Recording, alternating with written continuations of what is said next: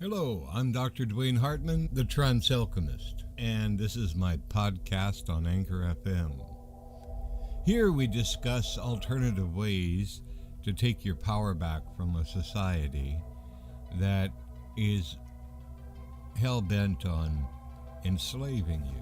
For over 20 years, I have worked as a hypnotherapist, but I have found that the need for me to be a dehypnotist was more important at this time. There are alternate ways to have yourself become completely and totally free.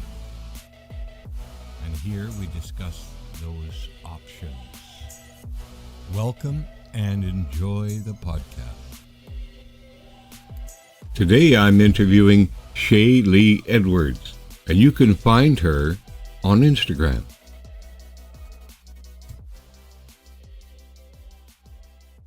Well, hello, Shay. How are you today? I'm excellent. Thank you, Dwayne. How are you? Well, I'm delightful. Yes, delightful is a magical word. Have you ever heard it said? I do. I Yes. like that one, yes. Yes. So I've been watching your work, what you've been doing on Instagram. Are you on other platforms as well? I've only caught you on Instagram. I take some of those videos and push them out on YouTube and occasionally Facebook. Okay. And but I really like your explanations and how you explain to people how to achieve different states of being, because states of being is where it's at, right? Yes, which might be a t-shirt that needs printed. Well, I know a printer. She's right Yeah, there, and she does custom work. So I think we should do that, don't we? Don't yeah, we? because that's where it's at. Yeah, that's where it's at. Yeah. We're in a world that seems to be very addicted to complexity. And you and I understand that it's actually a lot simpler than what it appears to be, isn't it? And you've come up with a lot of very simple ways to help people enter into states of being that will change their life. So where kind of did you start getting on this? Because we all have training, we all have this, we all have that. What I look for is geniuses, right? What I look for and want to interview are people that actually take their training and go far beyond their training, right? They catch the wave, and in catching that wave, they start creating their own ideas and their own concepts, right? AKA the expansion of the universe. I mean, you're expanding, and in that expansion, you're creating new methods of assisting people, whether you want to call it therapy or whether you want to call it change work or whatever it is. You know, your more is being said through you, Shay, than just even the techniques, because you're displaying it. You're displaying a freedom. You're displaying through your being. So I guess I had a question there, and then the question was, how did you get on this track? How did you jump into genius and start creating? Well, I really appreciate those comments on my work. It means a lot coming from you, and just knowing about your background and what you access. I can really appreciate that. It's incredibly validating. And I think when you're on the edge and you're doing stuff that's like genius, it also looks like real crazy at times, even to yourself. And I think my path there was um, I'm always emphasizing the limits of storytelling. And so the story Uh, that I'm going to tell is kind of like the best that I can do from this seat at this time and what I think is relevant to our conversation. So whether or not this was how it happened, I'll never really know. Um, sorry. no, that's fine. And so I think it started probably beyond myself, beyond my body, and asking of the collective um, that I tapped into through my own personal suffering in childhood. Really, I remember having, I was reading all of these accounts of slaves, of people who had been through the Holocaust, just a strong identification with suffering and oppression, and seeing, um, being able to feel that there was some element of freedom missing or some kind of creative awareness. And I had always been inclined to allow for myself. I adapted in a way that was allowing of my own impulses. And so I spent a lot of time exploring topics and myself that didn't necessarily seem relevant to anything else that was going on. And that all sort of came to a point. I lost my younger sister to suicide when I was 25. And at that time, I was working in financial management consulting. And I felt this calling to see what I could do to help people.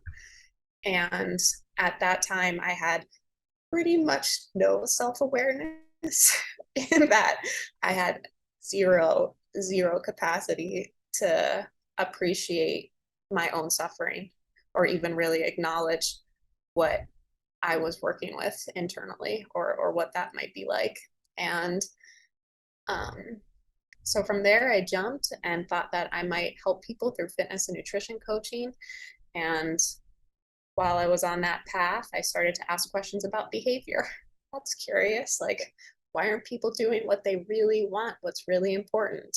And it was really important to me to affect change. So I just dove like nose, like just not even my toes were left into Yeah. what influences behavior. Yeah. And at that same time, like some personal fissures. And then I got like an elbow from electro quantum dynamics is like, hey, wait, this isn't quite what it seems. And I ended up down the rabbit hole of what is reality, and at the same time led on some beautiful process that I couldn't possibly even begin to understand, and exploring myself and healing and exploring these interacting with life in what would be a non-traditional way. Yeah. And I started working with clients in 2013 at the fitness and nutrition capacity. And just as my skill set evolved, so did what I want to offer them. And so it came to what I found in my own healing journey, which essentially is the Christ consciousness, God consciousness, allowing for what is true. Yeah. I have I have this saying that, the only reason you suffer is you won't admit you're God. Yeah. Yeah. And and some people don't understand what I'm saying there, but the thing with this is that if you identify with the fact that you are this God, instead of it being out there somewhere, that you are this God, then you get a feeling inside of yourself that's worth exploring. You get to meet a part of yourself that is really, in a sense, able to run the show. But it's not control or anything else. It's very childlike. It's very, very childlike. That's another thing that, and I don't know if you will appreciate this or not, but I find you very innocent in your work, very childlike. And somebody sent me a video the other day, and this guy was describing from the law of one. In his experience, he had a mushroom experience, and when he had the mushroom experience, he met God, right? And he said it wasn't a crusty old man sitting up there in the ether somewhere shaking his finger. It was a child fascinated over a butterfly. And that's something that is haunting me, is this haunting in a sense, but I bring this out in people, this original consciousness that they were before the programming started. One of the biggest things that I giggle about is people say, well, I don't know if I can be hypnotized. And I laugh because I say, well, are you levitating? Are you healing yourself at an instant? Then you're hypnotized, because you're hypnotized to limitation. And that was something that ever since I was a little boy, I seen in people this greatness in them. And I wondered how in the world were they getting what I call gods and goddesses hypnotized into limitation. Because if I could figure out how they were doing it, then I could reverse it, right?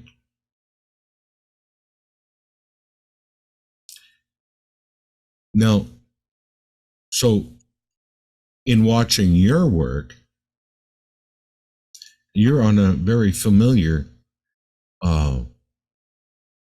timeline there. Stepping into your genius, saying to yourself, it's okay to create my own things, and doing a lot of that, creating your own ideas and concepts to bring this across. And bring what across? That you're God, for God's sakes. That you're free. Yeah. You just believe you're not. Anything to add to that, or am I Yeah. I think when you say creating, really what I'm doing is allowing. Yeah. And when you're talking about genius, um, and I really like the work of Richard Rudd and kind of adding to the conversation of what's happening to the collective, or through the collective, and taking like a piece of, he writes beautifully about how each child is a genius.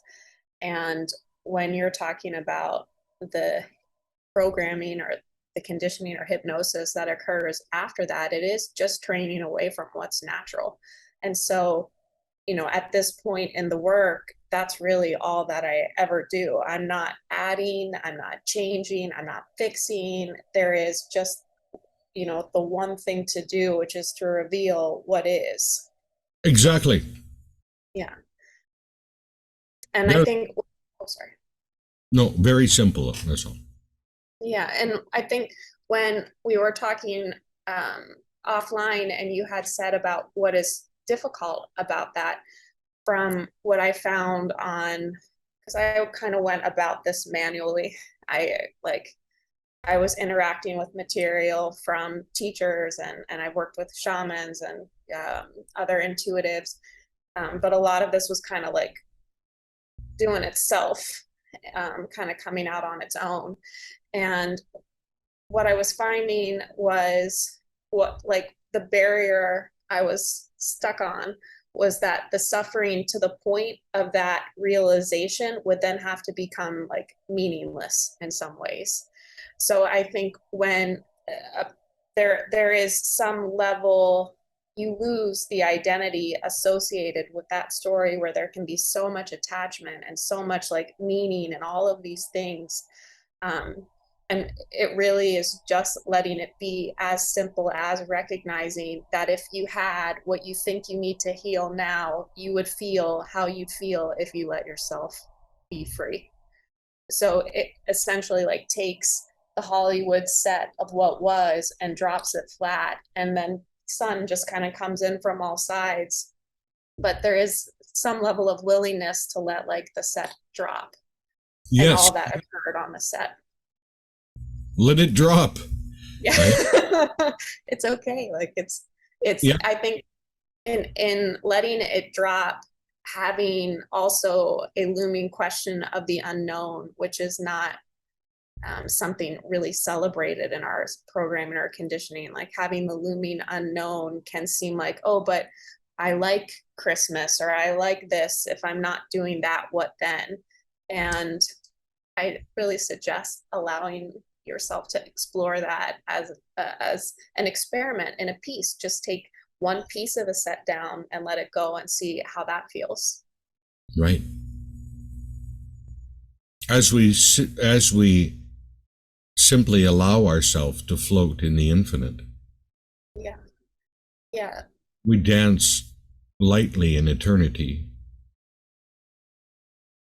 But but people are afraid of that because they're so addicted to stability.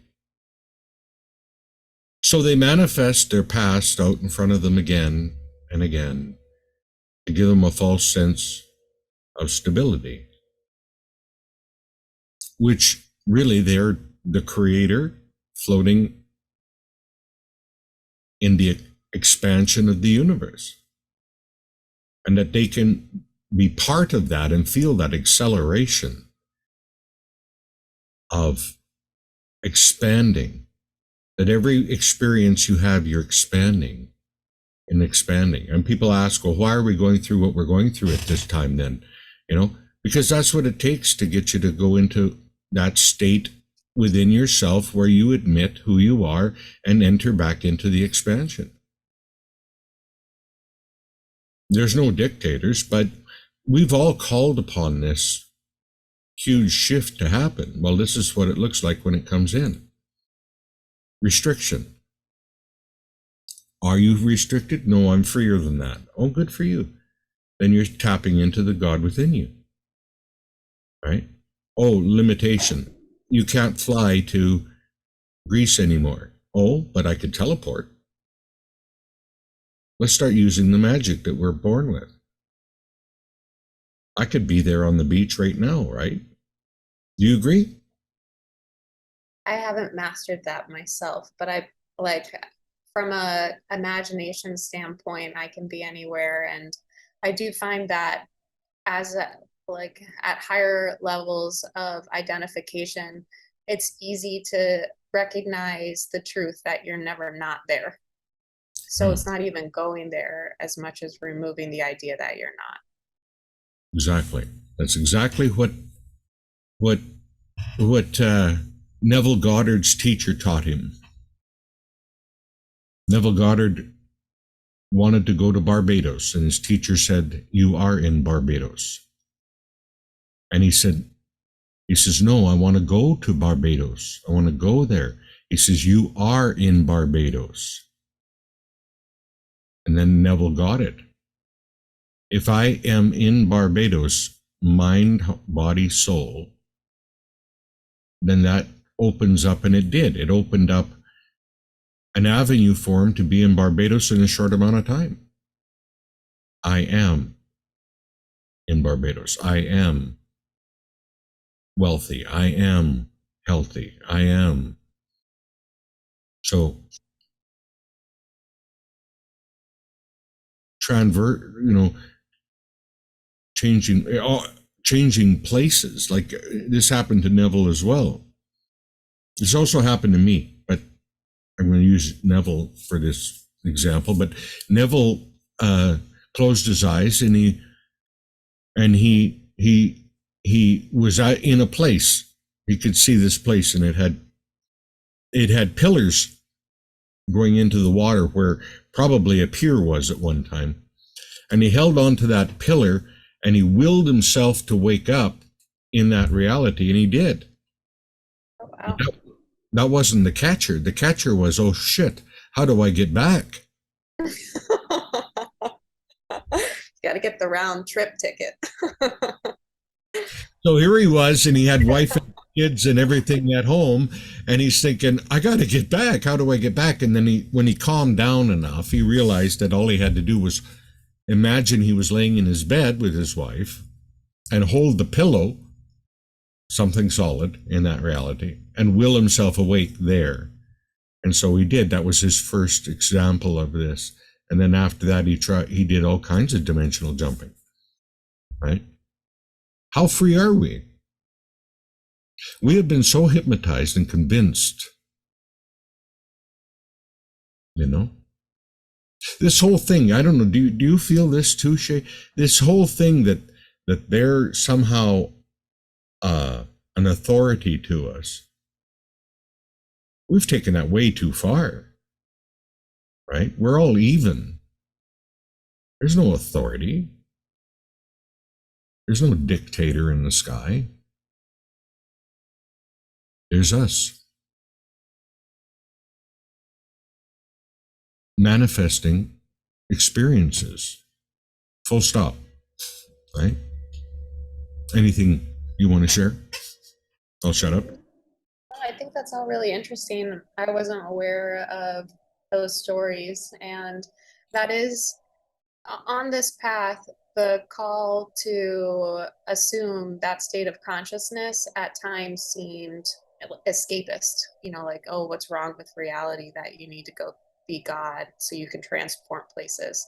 Those are some of like the thoughts. It's like, must you, turn this to rubber with your mind right now? And yet that is this inclination towards truth. And I think everybody has that, like a plant towards the sun. And what is coming in for me really to emphasize, I'm not quite sure for who, for what, for why, is the effortlessness of it. Yep. And that, like, even with the taking down the set, it's not even taking it down so much as ceasing to hold it up. And there is, We're I think, holding. at a mental level, their language, it's constructs. And so you cannot use, when you try to push some of this truth through those constructs, it's like it doesn't fit. Yeah. There has to be almost a complete suspension of the mind to allow for what is true. And that can take a little practice. And yet you can also do it when you forget that, like, you forget to not. Yeah. We all followed the leader into someplace we don't want to be. And we have to become our own leader in our own reality as to what it is that we would like. That's all. What do you like? What would you like? How would you like to be? How free would you like to be? I worked with victims, if you can call it victims, but yeah, victims of the MKA Ultra mind control. And in that, I watched and listened and found that there was 3 things that they did to these folks: traumatize them, fracture them, and then program the fracture. So they could get to be these child stars and they could just work on command. But then when you get hit with that aha moment, you're sitting there working with something and all of a sudden it's like, holy, this didn't just happen to these folks. It happened to everyone. We all had trauma. We all got fractured because they told us we couldn't be that original childlike nature. Magic and miracles. We had to push that down and shut it up and move out into their program. So the same thing happened. The 3 things happened: trauma, fracture, even going to school. Being yarded out of your home and going to school is a trauma the first time. So I got playing with the magical inner child, this little child that is still there, alive and well. And with these victims, we'd go back to that original consciousness, and it was like a reset. Some of them didn't explain to me that it wasn't even me this happened to. It was the character that I developed, the trauma, the all of it. That before that, I was free. So playing with that, going in, entering into that consciousness and bringing it forward, right? Magic. Yeah. Because you, as a little girl, came into this world, and I can just about guarantee it, you came in very, very magical. You were convinced that you weren't, but then now you're back. Hello. Right?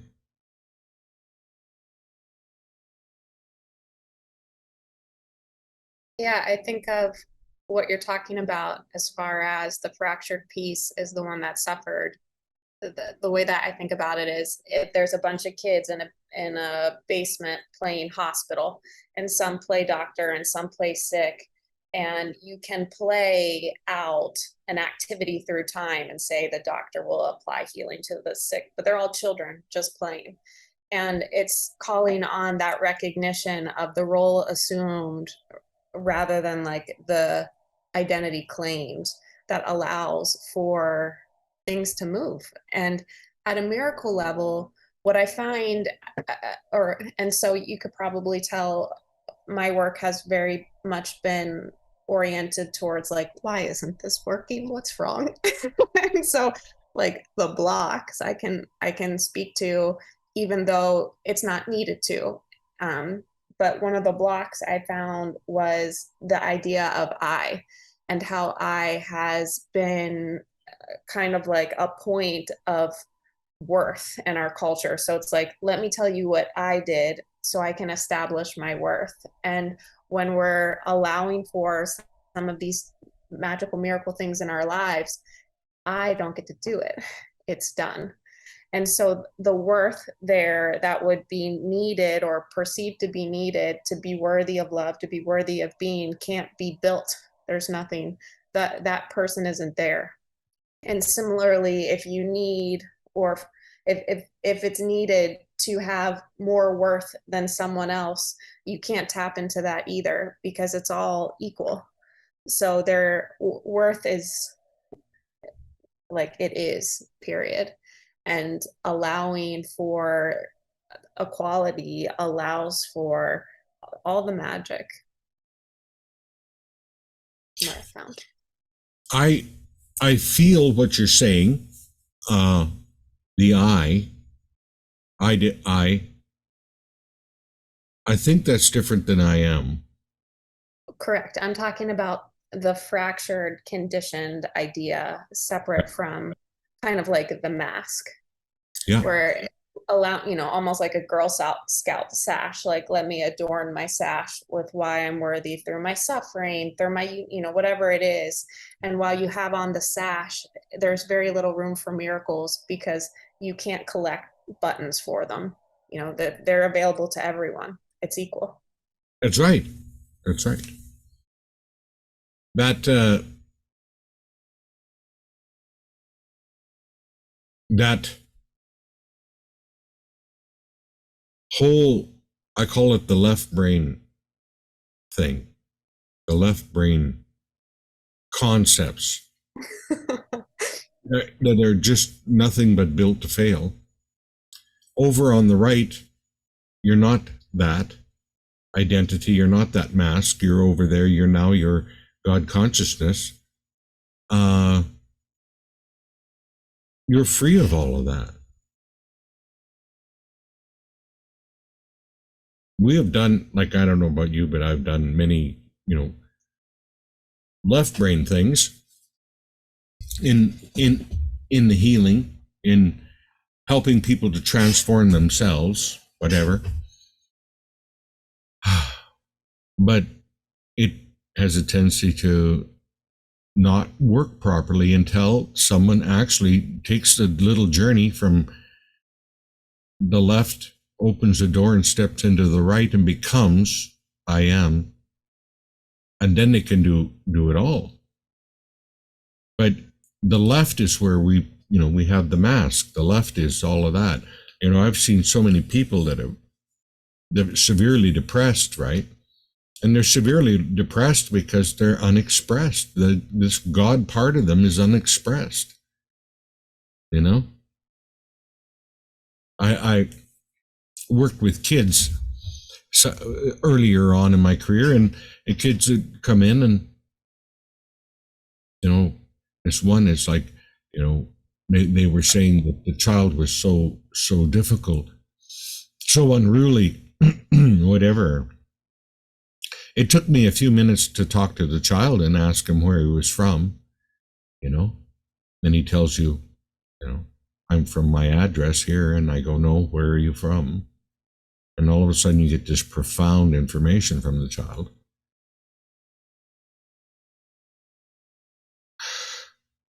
And then I'd go back and I'd say, your child's fine. You just can't expect to shove a God in a box and not get resistance. Right? And that's what's happened to all of us. And some of us are resistant. Some of us hate ourselves. All these funny things that go on just by the fact that we're unexpressed. Because being able to express ourselves as the God within, as who we truly are, and it isn't some amazingly intelligent.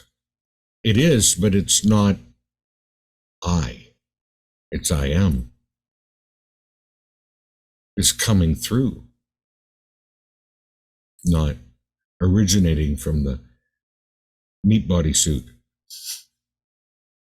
Yeah, and I think that's a really so when and this would have been true for me at different points in my journey, hearing that, my thought would have been like, okay, what do I need to do to become expressed? Like, what are the activities in time, etc. And one of the things it's like you push that idea through the framework of I and time and difficulty and effort and worth and all these things, Yeah. when there's always just a trap door in the moment. And Yep. the trap door is being outside of your mind. And so, even the idea of who am I unexpressed isn't something you can answer. All the things, like I hear a lot when I take on a client with a pain point, they don't know what they're supposed to do. Like, what do I want to do? Well, it's not, oh, you are the plant that's becoming that over there. You can't point it out. It doesn't exist. And there's a lot, same thing. It's both at the same time, where there are webs prohibiting the expression, and in the same moment there are none. And sometimes it takes, or it did for me and it does for others at times, it seems like you found a pathway, like directly, like you can clear the webs with your techniques. Mine takes a little, like and it might it's changed a lot over the years, but I usually peel off the layers. So it's like, here is why you think you can't. Oh, JK, you can. Here is why, and on this week's edition of how you're hiding your power, and, just kind of peeling it off until there's enough momentum that the truth sticks. Because I think it's fair to acknowledge, again, there is almost like a, hey, you person who's free, you're crazy. Like, this is what it's supposed to look like. This is what it's supposed to be. And there can be external pressures to conform. And yet once you feel it, there is kind of like screw all that. Like, this trumps all. And you see the power in action, and there is no tug of war anymore. No. We're double bind into arguing with it, fighting it, blah, blah, blah, blah, blah. And all it is stop, drop, and shift. I heard you use that the other day. Stop, drop, and what was it? Lol? Or stop, drop? LOL. LOL, because I find a sense of humor is really it's so crazy when you think about what really is and isn't. And as soon as you can get far enough away to laugh at it, then you're closer to what is true. Exactly. Exactly. My sentiments exactly. I ask my clients, I say, are you ready for this? And they go, yeah. And I says, okay, are you ready to I hope you're not allergic to laughter, I say. And they go, why is that? I says, because you're going to break out everywhere, right? Yeah. Because when we hit laughter, we're done with it. We're free of it. Einstein said you can't fix a problem in the mind that created it in the first place. You got to go to the other mind. And that laughter is definitely another state of being that solutions just fall in your lap. You know?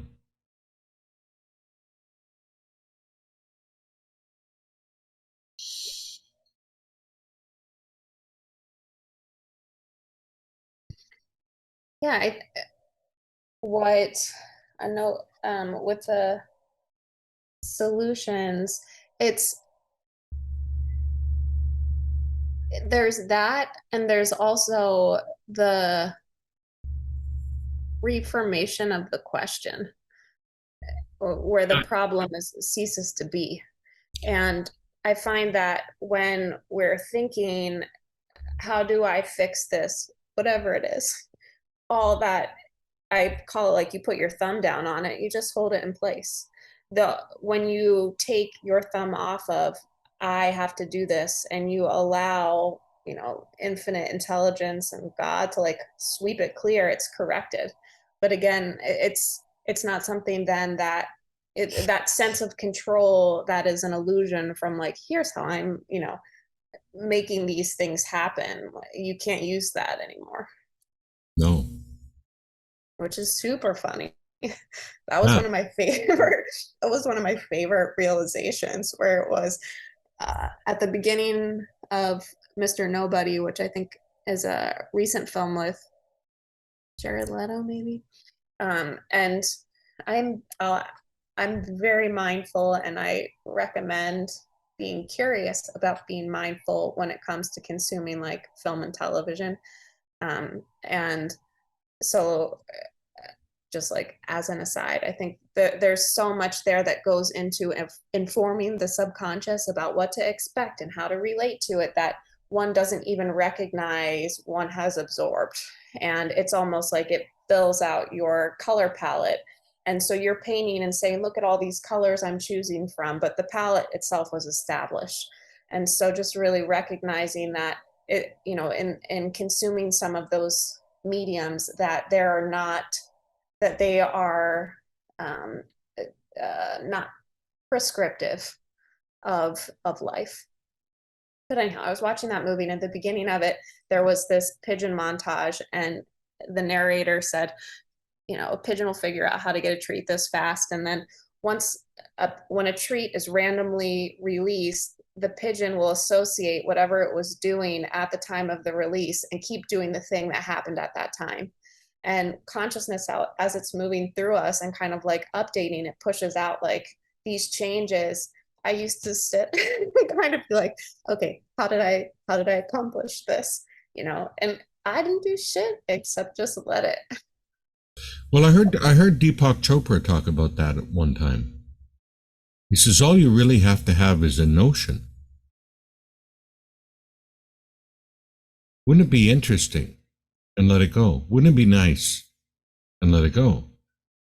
And so many of us are working with, well, I'm not going to say us maybe, but so many people are working fervorously and sweat coming down off their brow to get this done, and I got to work hard at this. And you don't. You just have to have a notion. Mm. A notion that you could have a different experience. I put it this way: source energy, God, whatever, this child doesn't know what it is. It's curious. And being that you're God, you're curious. And even though we got caught in these loops, unpredictable loops, all you have to have is a notion of, wouldn't that be fun to do that or to do that, right? So many people's imagination is shut down because they call it, oh, that's just imagination. It's a friggin' porthole when you get into it, because it is creation itself. You are the unbounded spirit. And this unbounded spirit is still manifesting in the fashion that it did right from the beginning. No different. Utilizing the imagination. That's your savior. I love the notion word. It's a good one. So just to have a notion, just to sit there and go, you know, like a child would. And isn't even written, you know, the only way that you can enter into the kingdom of heaven is through the mind of a child? Not that I prescribe to that, it's just, it was written at one time. Yeah, It's this childlike nature. Sorry, go ahead. sorry. Yeah, to me, I associate that with kind of like you're saying, unbounded imagination, unbounded possibilities, but also a sincere, um, a willingness to not know what something is or where it's going. I have an example for that. You want to hear Oh, it? let me see. Wayne, do you have an example? Yes, I do. I used to have this old toolbox, a little red square toolbox, you know, and the bottom of it was probably filled with a, you know, a quarter of an inch, 2 inches of dirt. Okay. But you know, I could reach into that toolbox and I could pull out what I needed. I dig around in the dirt there. Oh, yeah, here's a nut that I need, and put it on. Right? Or here's a bolt that I need. It's in here, and put it in. And this went on and on and on. And I got suspicious that this box was magical. That, but I got a lot of hassle from everybody. Why don't you clean that toolbox up? It looks like hell, you know, with that much dirt in the bottom and whatever. Why don't you, you know, smarten up and clean that up and whatever? And so finally one day I did. I cleaned it up, took it out, washed it up, made it all nice, put the tools back in, but I knew what everything was in there. That was my worst mistake, because it was never magic again, because I knew it was in there. Oh, yeah, that's a great example. Yes, yes, yes. And similarly, one of my other favorite possibility doors to open is that of this ongoing communication with the world around you and the limitlessness of the, like, my I'm going through, I phase through different interests. And right now I'm phasing through an interest in scripture, like the Bible. And I subscribe, or I like the metaphysical interpretations of it that Neville has done, that Emmett Fox has done. I think Unity Church does some. I don't know anything about them outside of that, except that they post that on their website, and sometimes I see it. But I will, no kidding, without fail, I will have a question on my heart or something that I'm allowing or like kind of moving through, and I will find scripture on the ground that directly answers whatever it was. And it's wild. And I live in New Orleans, and this is not really a city that radiates. Actually, it does. It does radiate God in its own beautiful way. But there are also guys with megaphones spreading the good word every so few corners. But so I guess scratch that. But what I noticed in the last month or so are these post-it notes, and they'll have some statement about God or a reference to scripture, and they will. I navigate the city based on my hands. I'll feel, left or right, left or right, no matter where I'm going, no matter how many times I've been there. I go every time, however my body calls. And I see so many beautiful things. I'm taken so many places I didn't know I needed to go, everything like the timing, etc. And I'll be led to the post-it note that directly relates to whatever conversation I'm having. And I've asked other people, hey, have you seen these post-it notes? They're everywhere. And no one is. No one has. No. They're there. I take pictures. But that possibility door, this playfulness that's available to tap into, and like the concept of aloneness, the concept of time between like self and God and answer, all of it's always however you imagine it to be available to you. It's so incredible. This is first, I would like to share with you that my original teacher back when I was probably 17, 18 years old, spiritual teacher, was someone by the name of Ramtha. And Ramtha tasked us, he says, this month, I want you to never ask a question to anyone about anything. Ooh. Simply say to yourself, I will know. Ramtha said, not even the price of those shoes there. I will know. And it was amazing. Once I started playing with that, I will know. Then the answer would come. I have a question. The answer would come from my environment. Then there's a special relationship that begins with your own environment, like you're talking about. This environmental feedback that your reality is actually feeding back. Joe Dispenza talks about it. Joe Dispenza, I think I got the right guy. But anyway, he talks about it. He says that surprised me with something today outside of my reality. Oh, my beloved. And something shows up in the reality that's just profound. Because we're opening up to that childlike wonder. I wonder what could happen.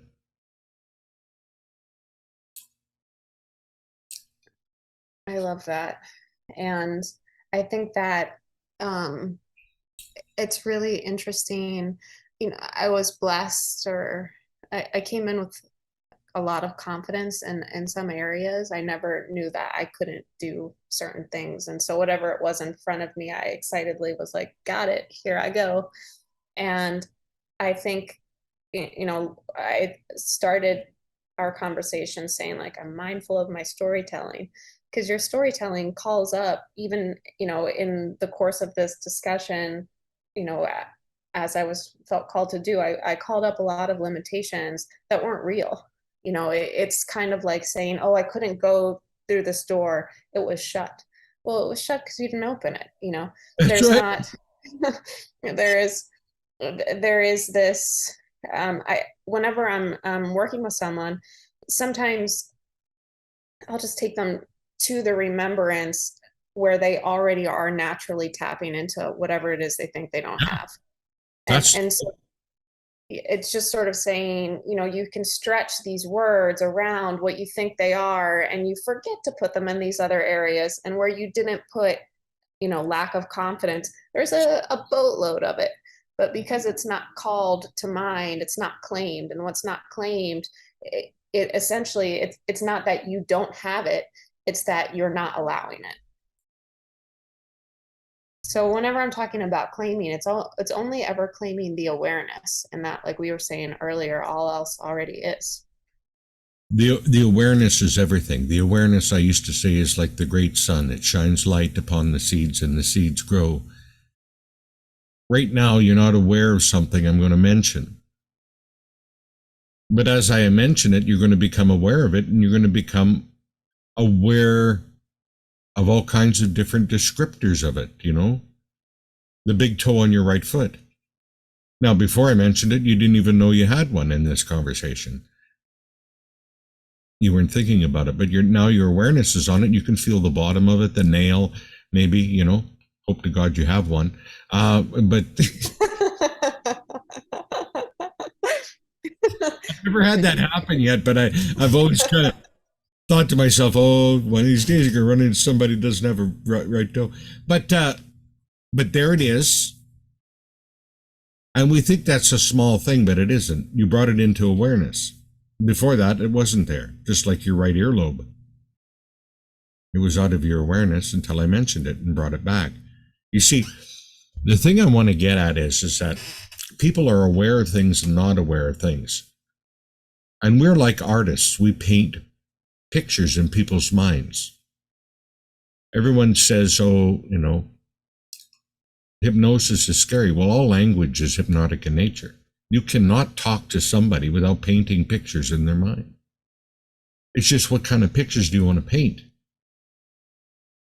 If we think about it, do we want to paint the pictures of, oh, the world's getting worse and worse and worse and disappearing and, whatever? Or do we want to paint pictures of you're ultimately free, you have the power within you to change anything that you wish? Naturally, as you sit here and you listen to my voice, you begin to make pictures in your minds of freedom. And that's good, right? Now, we can use language, because I wanted to get back to language. We can use language in a whole different way, right? Most people are just sitting there, what I call regurgitating, like verbal diarrhea. They don't even know what they're saying. And whatever it is, they want to say, they're not listening. They only want to say the next thing, that's on their mind. They're waiting for you to shut up so they can talk. But language is a very powerful thing. And if we slow it down, and this is something else I want to talk about, because you had mentioned that prior to, when I got into this, because I heard it on your video about slowing it down. It was called, you called it on the hurry up, or on the, what's your scurry? What's your scurry? It's just like a native man came to me one time, and he says, Munio, in Cree, Munio means white man. Munio. And I go, yeah? He says, how come you guys are all running around like you got a bear chasing you? No friggin' bear, right? And so I was like, wow, okay. But we if we slow it down, when I was a kid, I wanted to heal myself, because they told me I had so many learning disabilities, I was going to be in a group home for the rest of my life and all this stuff, right? And I believed them, and I became what they seen, because the perception was so strong that I ended up becoming what, because I wasn't sure, was I something wrong with me, or wasn't there something wrong with me? Whatever. And so I became, so if strong perception came up to me and seen me that way, I would go into that place, right? Until I learned that, hey, if I have a strong image of myself I can change how they think of me. So anyway, they had this whole concept of me. And so one day I decided that I was going to change this. And I heard, draw a line in your carpet with your finger. And when you step across that line, I'll heal you from source, myself. All right. So I stepped across the line, and I had this tingling sensation, and I had everything going on. It was just bizarre. And at that moment, my mind went from being in this box here to the universe. It was all right. And I could know anything I wanted to know. And all of us can do that. We can tap into the mind of source itself and know all there is, if we want to. But I was talking about language, and I was talking about something else after that. See, sometimes I lose track, and I have to come back and ask my friend here. Where was I? Yeah. Well, we were talking a little bit about hypnosis, and then you were saying about the scurry, and Yeah. then So I learned as well there. I found it. I caught it. You helped me there. Thank you so much. I'd have been lost out there on that. find a raft or a Yeah, you vine taught somewhere me that. perfect. Yeah. And before I lose it again, I'm going to talk about it. Uh, oh shit, no. So, Okay. scurry, scurry. So I slowed down, and it Oh, was. yes, slow me down. I went inside and I slowed down because something happened with my father many many years ago in 4-H camp. They were teaching small engine repair there, and my dad was the instructor. And he says, as long as you know the basic theory of something, you can make it work. He says, and the basic theory of an engine is it needs to have compression, it needs to have the right fuel air mixture, and the right ignition to ignite it. And as long as you know that, you can fix it. And I looked at him and I says, what about people, Dad? And he said, well, you're going to have to figure that one out on your own. I don't know. Right? And so I got looking at people make pictures in their mind. People say words to themselves internally and feel feelings because of it. And I'm thinking, what if I slowed that all down? What if I slowed the images in my mind down and the words I'm saying to myself inside slow right down? What would happen to my feelings? Well, my feelings started to soften. And so I was no longer in anxiety, I was slowed way down. Then I started playing with that. What if my internal voice was to say something different to me other than, you'll never amount to anything, you're just a scab head, blah, blah, blah, blah. And it was to say something different. I love you, Dwaine. I believe in you. You're magical. Different feelings were happening. I could trigger different feelings and then different pictures would start to happen. You see, I know that there's a sense of smell and taste as well, but these three main ones, you can go inside and start to play with them and have different experiences in your life. You're actually magical. You know that, right? Boom. Magic would start to happen. Right? So I wanted to share that because I loved your scurry and to slow down the scurry. Can you share more and elaborate a little bit more on that? Sure. Well, I guess kind of like you pointed out earlier, I seem to have, and this has taken the surrender of the I, and for one reason or another, it feels like to emphasize like the rolling back of myself to let myself out. And the Shaylee was very creative, and then Shaylee thought I need to use this. Shaylee thought I need to harness this, and then she's came in to like manage the process and started to make choices based on the external world. Oh, to be serious, you have to do it like this. Like this is what you need to wear. This is like, Oh, tying, but none of that was where my power was because that's not me. So, like you pointed out too, over the last probably year, I've been able to allow for what's natural to me, and what's natural to me is silly. Like it's super silly, and I find that I could sit here and give you a list of my best guesses as to what I'm doing or why I'm doing it, but in truth, I don't know. It's just like whatever occurs to me. And so with this, what's your scurry? It's about a little mouse, and it's just recognizing that, one, call to mind, pull into your awareness that you are scurrying. There's so much scurry in the world, you don't even notice. yeah. So one, just like, hey, what's my scurry? and then allow yourself to explore what it is that you think you're running from or running to. And going back to the simplicity, the trap door of now, the next door, it's just one door from where you are to the experience you want to have. And that door is acceptance. It's saying yes. It's putting a big green check over yourself, your internal experience, your external experience. Green check. That means you don't have to figure out all the bills. You don't have to figure out, your relationship with your mom. Like, there's nothing, whatever they are, you put a big green check over it. And that is the same as allowing for your like what's true.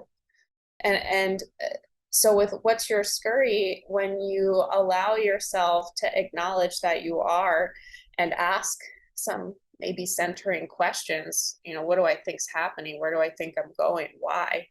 You find really what you're going from or away from is some feeling, and all your feelings are house made. So you want to feel happy right now, you can conjure that. You want to make yourself miserable, you can conjure that. It's non-relative to circumstances. And so kind of like utilizing acceptance and awareness and uh, ownership of your emotional experience can, like you're saying, slow your scurry. And my whole point with that really was world peace.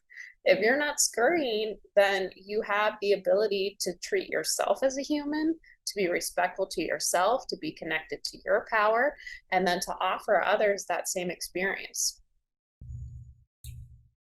Exactly. I get real excited about the possibilities of the new world, where, how incredible it would be if it was a collaborative experience. And some of the, it does seem to me that there are varying threads running through this tapestry of humanity. And some of them are a little bit, like saucier than others, which is great. Like, you need the red to make it pop. But it doesn't have to be red pointed in a way that is destructive. How can we harness that and move that constructively? And when we were talking about NLP, Aldous Huxley has a book called Island, and it's brilliant. It presents a utopian island with an educational system, and it takes the protagonist through the educational, like, through the school, and here's this class on how we teach them to deal with their emotions and how we teach them to harness their imagination. Here's where they remember that they're God.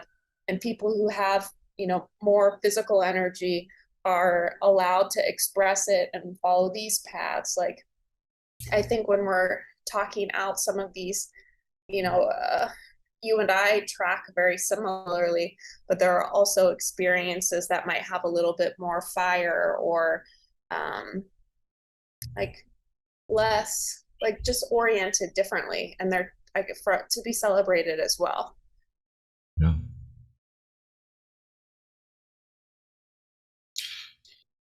So we both see, hear, and feel the absolute unbounded freedom.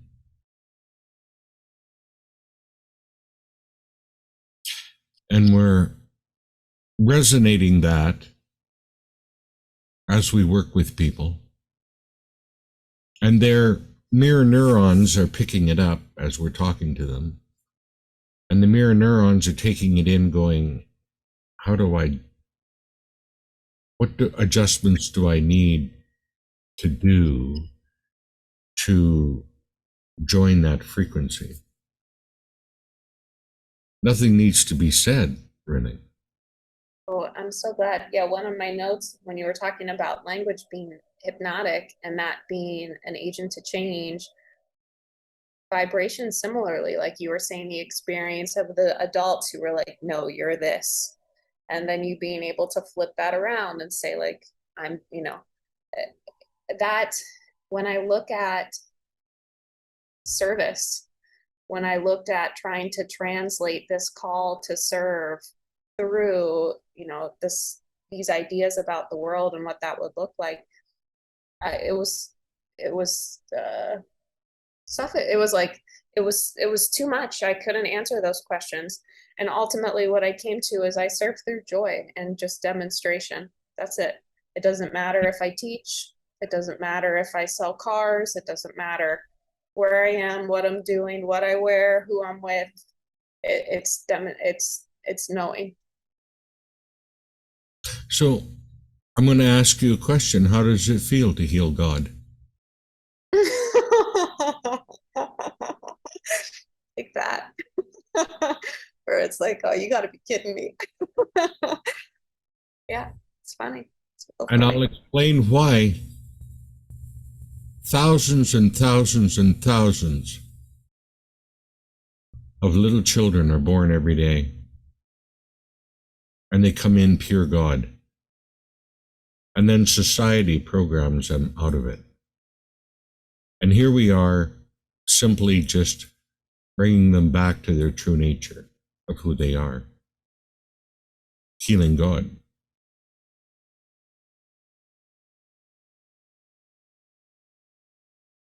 Or allowing it to already be done. Yeah.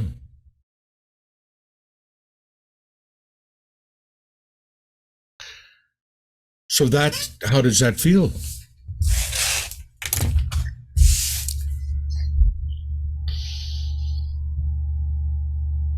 And building the new world, supporting, expressing the new world rather, or realizing the new world. Yeah, because the new world's already here. Yeah, it's it's exciting. It it's let's see. It's interesting.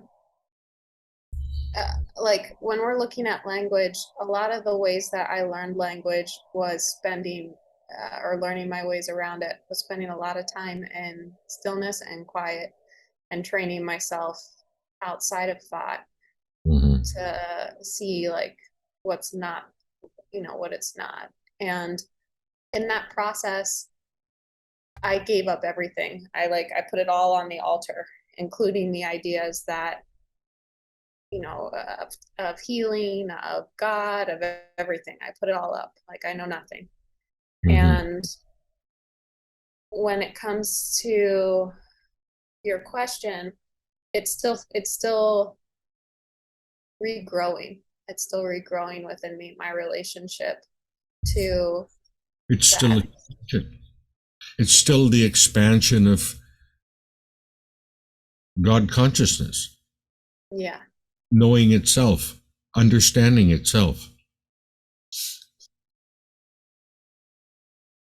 There was no Revy around when everything was built here. It was built out of source itself. So by default, your source expanding and getting to know itself. And that can be a very peaceful, calm, quiet experience. And then we don't have to do this whole thing, What is this? Well, it's a pen. Is it? It's a pen to you. What is it to me? It could be anything. This is a magic wand. And if I go like, beep to you, did you feel something?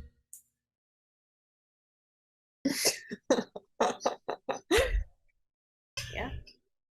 Yeah. Yeah, and so it's interesting when we're even like zooming out even a little further, seeing that some of the things that we're discussing still assume certain structures, like the body, like there are still some things baked into, how to like the conversation that are still part of what's movable. So one of the visuals I think about is Play-Doh. So you take Play-Doh and you make man, you make, it's all Play-Doh, Play-Doh making Oh, Play-Doh. And yeah. Play-Doh. That Play-Doh. Okay. yeah, so there can be, I guess when I'm like zooming out, even when we're looking at like, uh, there seems to be some shared experience, some shared reality, some narrative that transcends Shaylee's self. And yet there still seems to be some piece behind that block of reality that moves. Yep. I don't know if that makes sense, but I guess And when you go really far, there's nothing really that's not. They're just it's interesting when you're thinking, interesting when you're speaking, to realize what are you assuming to even say what you say. exactly. Yeah. What do you have to believe in order to receive what you're getting?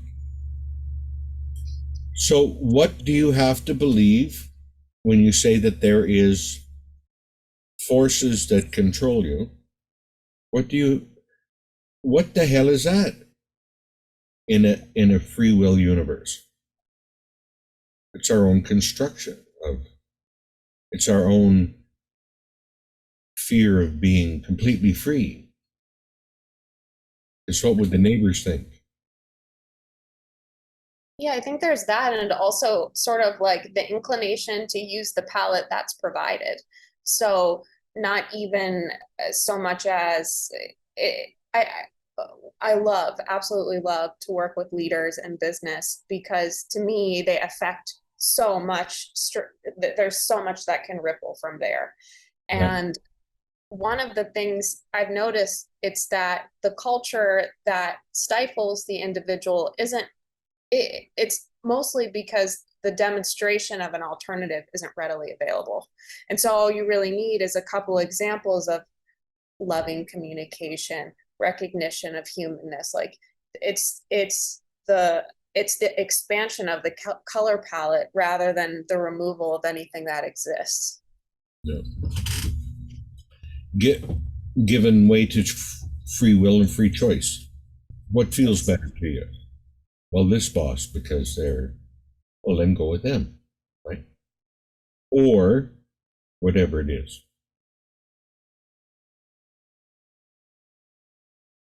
There was I on my way home from the gym the other day, I noticed that on the corner of the street on one side was a large billboard for Google Find, which I guess is a new technology that, you flash this, it'll tell you where you can buy it. It's doing things with images. And then across from that was a billboard for DuckDuckGo, which is a privacy search engine. And when we're looking at sort of like this burgeoning new world, it's at first seems like you choose freedom by not choosing maybe like over digitalization or whatever Google's doing to be able to do that. It seems like, oh, I will choose privacy because, but that still reinforces this, where the choice is to walk between the two billboards. You give attention to neither. It's not how do I fight, how do I hide. There's no answering of that question. Because the fight is the trap. Yeah, yeah, The fight sucks you back into the game. yeah, You need to turn and manifest what you want. yeah. Stop fighting and turn and manifest. If you're sitting there fighting with another man or woman over a loaf of bread, why not turn and just manifest your own?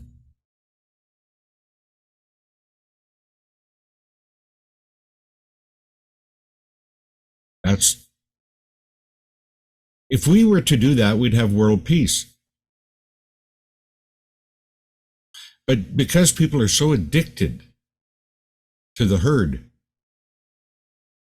they fight with the herd for meager pasture land.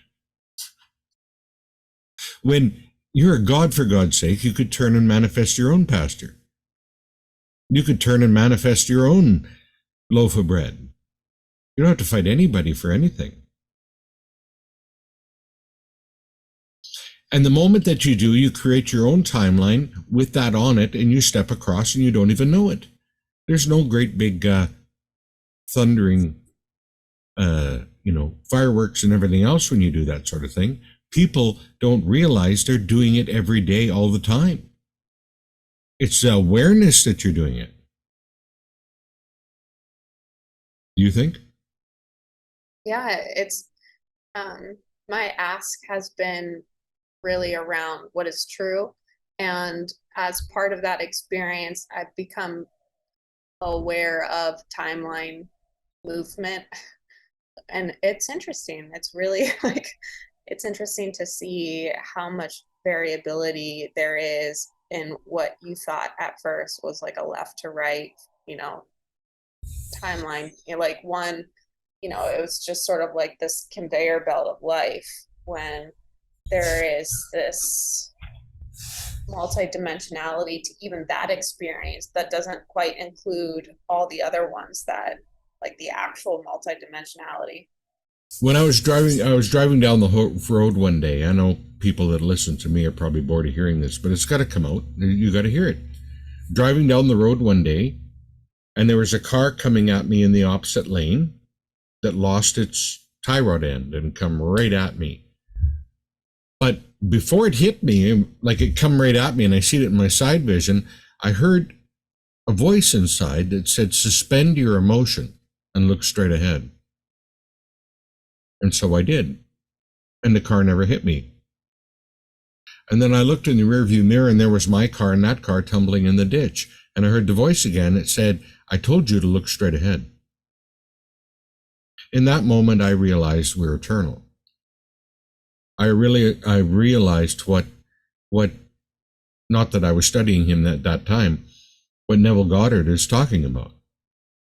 In a second, I jumped timelines, and I was in the one where I survived.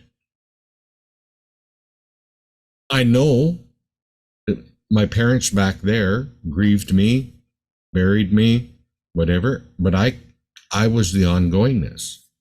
I have never been born, nor will I ever die. I'm eternal. This living from this energy that is you internally,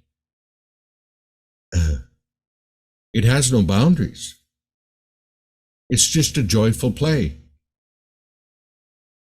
Now, I didn't have to do years of this or that to have that experience happen. It happened in a second. But what happened in a second was I recognized it. Who knows how many timelines when you fall asleep at night and you wake up in the morning?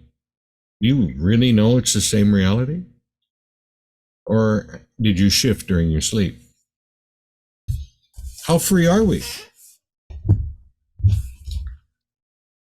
You know? So that's an experience that happened to me, that I look up in the mirror and see my car and that car tumbling in the ditch, but yet I'm the ongoingness. I continue. I am. Yeah, I think so. The like in 2017, before I started to really like try to work it myself, a lot was occurring to me, and time as a I forget what the word was, but like time isn't what we think it is. And one of the books I'm working on, the tagline that came to me was something along the lines of like, there comes a point in time when like time is the point, something like that. And so it seems like you can like you use your fingers like you would to zoom on an iPad to like experience things differently. So I chose to experience this process that could be instantaneous for one reason or another. It's just kind of like the movie that you want to watch. What experience do you want to zoom into? Because there is nowhere the end point is like to where, you know? So it's just kind of like, what do I find interesting at this time? Where do I feel called at this time? And letting any use of time be correct. It can take, you can spend 2 years learning how to be an excellent baker, or you can let it come to you tomorrow. Like it's really what experience would be, you know, what experience do you want to have? And I think in Herman Hesse's book Steppenwolf, at the end there is a bunch of doors that the main character is like walking through, and it's basically that, like what world do you want to live in? What experience do you want to have? Exactly. You're creating it. So what door do you want to put in front of yourself to step through, to step into something different? What is the something different that you want to do? See, that forward thinking sort of creation, that's the part that has gotten lazy in humanity. And it's gotten lazy for a reason. School systems put the arts down low. Imagination is a no thing. You know what I mean? Where it's everything. You could step through a doorway, a porthole. You could walk through a threshold, a doorway today and stop for a minute and go, as I pass through this, I'm going to enter into a different experience. And you will. Because it's your boat. You're the captain. Yeah. Yeah. Well, it's oh, sorry. My dear, I guess we're going to have to stop. I don't want to. Do you want to do it again? Sure. Okay. From the top. Do you want to do another one? Yeah, sure. Okay. Sounds good. So thank you for coming on today. My pleasure. Thank you for the honor and the opportunity. More people got to see you and hear about you. That's all. Because what you do is, you're right in there. You're right in that place that people need right now. Right? Is there anything you want to leave people with? See what comes. Upcoming events? I was thinking of a key phrase, like a quote. Upcoming events. I guess I'm going to continue with the Quick and Early Miracle series that I'm doing, which is a live broadcast most days on Instagram around 7:30, 8 o'clock Central Time. And that, again, is available on YouTube. And I'm really, I am going to start also inviting other magical folk to join me and talk a little bit about kind of like their path to claiming who they are and what they know. I really, I find that, I guess I really like that everybody's different. And so to allow other demonstrations of this information that we're talking about, what it looks like when somebody else is wearing it. Yeah. And then I guess and they can find you on Instagram, and you're under a different name there on Instagram, right?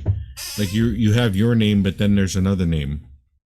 Oh, my username is Shaylee _ Edwards, and then in place of my name, I have the phrase metaphysician, which was given to me a while ago. And then my website is habitbook.com. There's a habitbook.com. And on the homepage and the about page, I offer a belief scan. And so if someone's just curious about, retooling at this level, they can tell me about where they are, and, within 24 hours, give them just like a snippet, a leverage piece. Yeah. Cool. Excellent. Thank you for that. I'll also put information in this video about you and where to find you. Okay. Thanks so much. And it'll be delightful to do that for you. Oh, thank you. Okay. Thank you very much. Thank you so much. Very nice to see you, and I really appreciate this. Thank you. You're welcome.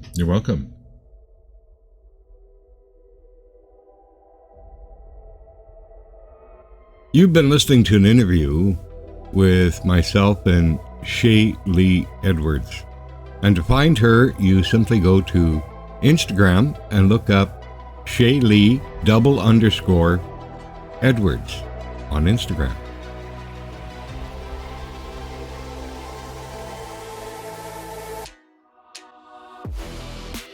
And I am Dr. Dwaine Hartman, the Trance Alchemist. And for more information on me, you simply go to DwaineHartman.com. That's DWAINE